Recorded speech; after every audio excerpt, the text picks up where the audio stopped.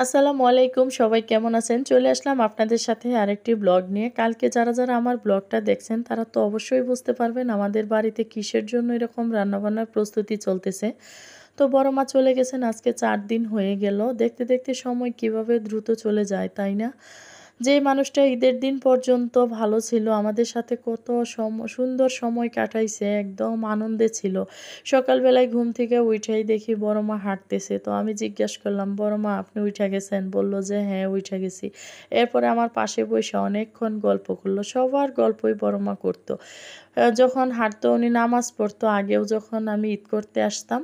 তো বেশিরভাগ সময়টাই আমার বড় মার সাথে অনেকগুলা বছর একসাথে ঈদ করতে পারছি। মাঝখানে ২ টা বছর আমি অসুস্থতার কারণে আসতে পারি নাই। তো সেই সময়গুলা এখন আমি বেশি মিস করতেছি।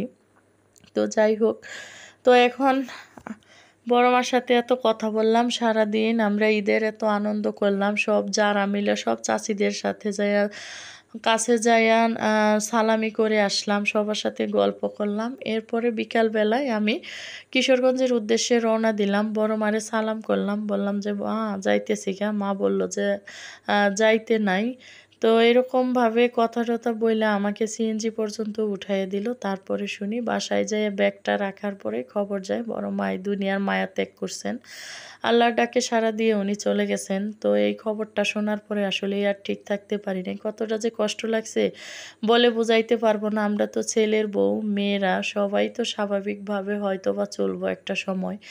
কিন্তু বড় বাবা মানে বাবারে দেখলেই আরো বেশি কষ্ট লাগে। উনি তো কখনোই ভুলতে পারবেন না। কারণ উনি ৫৩ বছরের এই সংসার জীবন, এটা কিন্তু কম সময় না।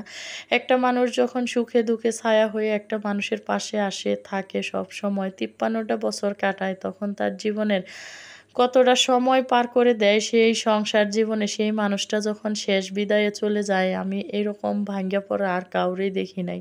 যেটা আমি বড় বাবারে দেখতেছি। বড় বাবা এতটা আবেগী হয়ে এত কান্নাকাটি করতেছে, যেহেতু বড় বাবার বয়স হয়ে গেছেন। তো উনি এত কষ্ট পাইতেছে বুকের ভিতরে, আমি দেখাই মানে বুঝতে পারতেছি যে বাবার অনেক কষ্ট হচ্ছে মার জন্য। কতটা ভালোবাসতেন মারে, আর সবসময়ই দেখতাম বাবা-মার মধ্যে সুন্দর একটা সম্পর্ক। কখনোই দেখি নাই বাবা-মার মধ্যে কোনো কথা কাটাকাটি, কোনো চিল্লাচিল্লি। এই জিনিসগুলো আমারে খুব ভালো লাগা কাজ করতো যে বড় মা-বাবার মধ্যে এত মানে সম্পর্কটা এত সুন্দর ছিল।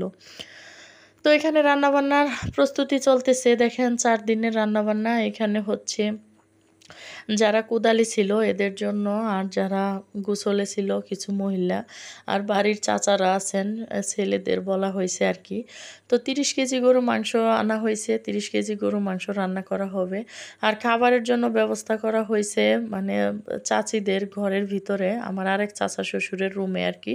২ রুমে ২ টা টেবিল ফালানো হইছে। আর এদিক দিয়ে বাবুর্চি রান্নাবান্না করতেছে।